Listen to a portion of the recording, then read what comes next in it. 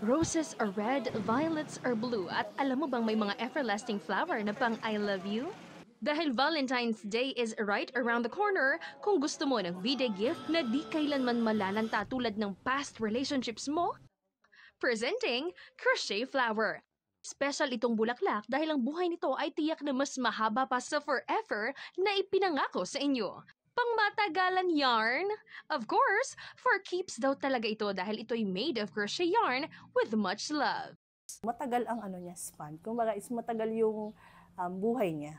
Kasi pwede mo siyang ikip. Ang mga crochet flower, when you stick together, nagiging bouquet. Pwede mo itong mabili mula 150 to 700 pesos ang presyo, depende sa gusto mong ipagawa.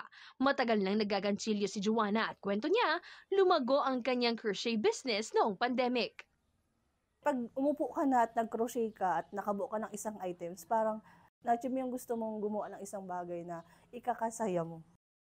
Ideal na hobby nga raw ang paggaganchilyo dahil bukod sa pwede mong gawing business, nakakatanggal din ito ng stress.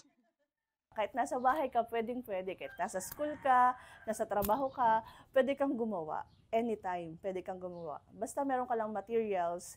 Tsaka ang materials naman, mura lang.